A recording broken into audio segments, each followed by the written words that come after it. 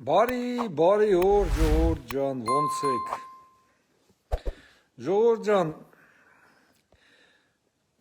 շարունակում ենք մեր թեմաները։ Ինչպես միշտ ես Նարեկ Կարապետյանին չեմ կարող թողեմ, ախր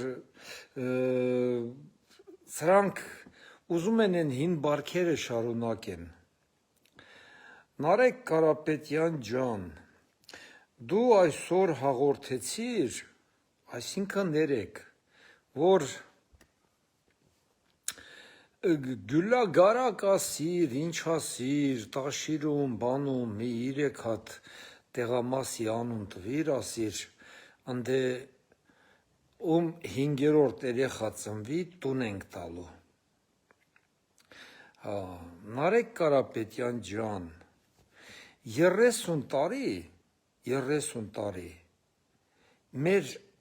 ավելի շատ, 35 տարի, մեր երկիրը ապրել է, մեր ժողովուրդը ապրել է նման կարգավիճակներով։ Հիմա ոնց ասած, երեխեն ծնողից ինչ տեսել է, այն էլ սովորել է, հիմա դու եկել ես այդ նույն բանը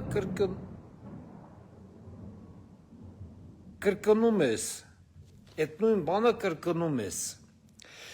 ուրեմն դա չի կարելի, մի պարզ պայմանով, Նարեկ ջան, ես բացատրեմ ինչի համար, ուրեմն մեր երկրում բոլոր աշխատատեղերը, բանա, ես մի բանա, լրիվ ձեր ձեռնա, չի կարելի 100 հազարներով մարդկանց, կոպեկներով ստրուկի նման աշխատացնել ու սպասել, թե ով է 5 երեխա ունենալու, որ այդ մի երեխուն, այդ 5-րդ երեխու համար ինչ-որ մեկի մի հատ տուն տալ։ Հասկանում եք, այդ բաները, դա արդեն անցյալում է, դա պետքա չլինի նման բաները, դա ճիշտ չի։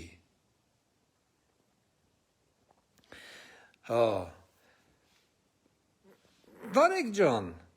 ուրեմն հիմա պատգամավոր եք դարե, երբ որ գնաք խորհրդարան, ոչ թե աշխատեք մեկ մարդու համար, կամ տենց պայմաններ դնելով 5 երեխա կունենա նրան տուն կտանք, իսկ 4 երեխա ունեցողը պետք է դռներին ապրի։ Նարեկ ջան, այդպես բաները պետք է լինի պետական մակարդակով,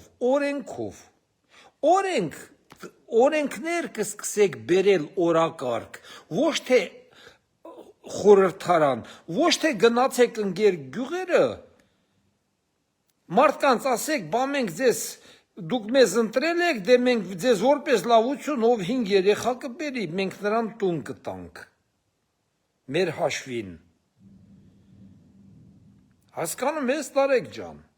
եթե դու գնաս քրտնքես աշխատես, տաքսի վարես կամ խանութում կանգնես աշխատես, դու ոչ մեկի 100 դրամ էլ չես տա որպես օգնություն։ Հասկանում ես։ Նման բաներ մի արեք, կգնաք խորհրդարան պետական մակարդակով օրենքներ կբերեք, որ այդ ամեն ինչի հեղինակը նման բաների, որ դրվի պետական մակարդակի վրա, որ 3 երեխա ունեցողը պետությունից ինչ ֆինանսական կամ եսիմ ինչ օգնություն, 4 երեխան ինչ, 5 երեխան ինչ, դա օրենք պետք է մտցնեք, ոչ թե կրկնում եմ, մի 100,000 մարդ աշխատացնեք կոպեկներով, հենց այդ մարդկանց աշխատացնեք ստրուկի նման ու իբր լավություն եք անում, ինչ-որ մեկի տուն եք տալի։ Այդ բանը, այդ քո ասած բանը, քո հոպարը Ղարաբաղում արել է, Ղարաբաղցիները կհիշեն, բայց այդեր ցավը տանեմ, ուրեմն 21-րդ դարում հայկական ընտանիքներում Նարեկ ջան, 1-2, որ ընտանիքում 3 երեխա է ծնվում, էդի արդեն գերայինյա բան, հերոս բան ընտանիքա։ Որին 5 երեխեն որն է։ Հա կարող է ամբողջ Հայաստանի տարածքում մի 10-20 ընտանիք լինի նման ձև, որ 5 երեխա ունենան, հնարավոր է, չեմ ասում թե չկա։ Բայց դա պետք է լրիվ ամեն ինչը օրինական դաշտում լինի, օրենքով լինի, պետությունը պետք է։ Դուք ուզում եք նորից այդպես բաներ անեք պետությունից, որ կարողանաք էլ ինչ-որ բաներ քաշել ձեզ համար, էլի իբր դուք բարերարներ եք, պետությունն էլ ձեզ ամեն ինչ թույլ տա միլիարդներ աշխատեք, բան անեք, տենց հասկանում ենք, մենք արիվ չենք, այդ ամեն ինչը լրիվ հասկանալի է։ Բայց օրից հետո պետք է այդպես չլինի, Նարեկ ջան, պատգամավոր եք ընտրվել։ Ուզում եք ձեր քաղաքացիներին, ովքեր ձեզ ընտրել են, նրանց օգնեք, գնացեք օրենքներ բերեք, նմանատիպ օրենքներ բերեք, օրենքներ օրակարգ բերեք, օրենքներ ընդունեք, որ այս ժողովուրդն էլ այս երկիրը իմանա իրանց ամեն ինչը օրենքով է պաշտպանվում, ոչ թե ինչ-որ մեկով, Դոտի Գագոյով, կամ Սամվել Կարապետյանով, կամ այս մյուսով, կամ այն մյուսով, ոչ, օրենքով պետք է մարդը պաշտպանված լինի մեր երկրում։ Էլի մի սկսեք այս ժողովրդին մուրացկան սարքելը։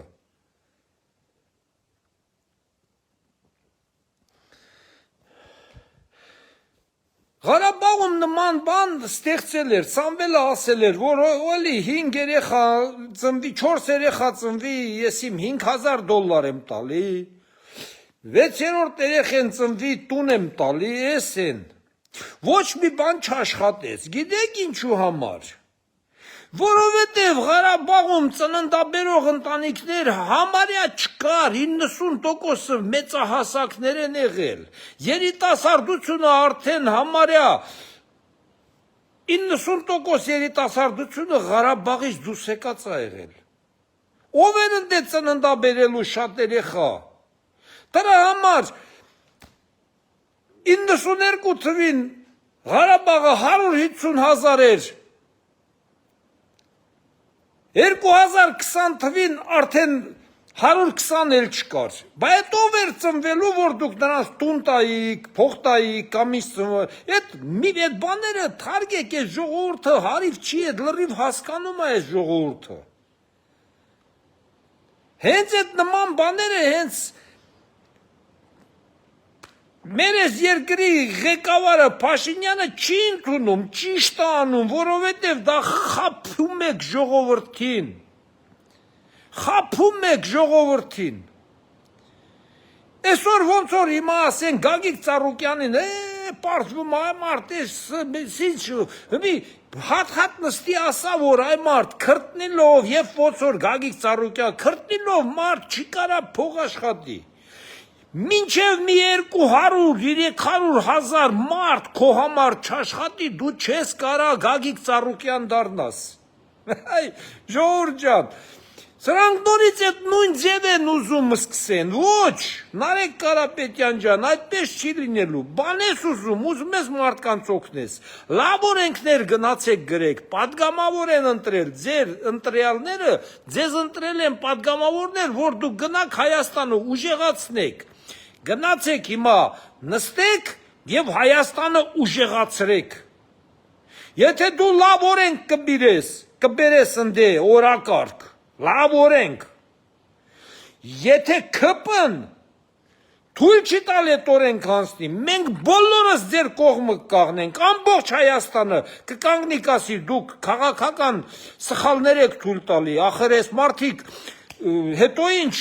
ընդդիմադիր են, բայց ժողովրդի համար ինչ որ լավ օրենքներ են ուզում բերեն։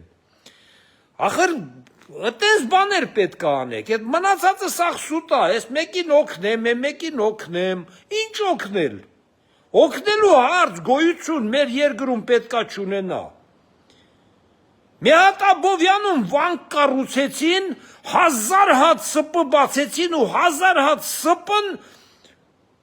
հարկից հանվեց։ Ժողովուրդ ջան, թա այս բաները պետքա չլինի։ Մենք բոլորս պայքարելու ենք, որ այս բաները չլինի։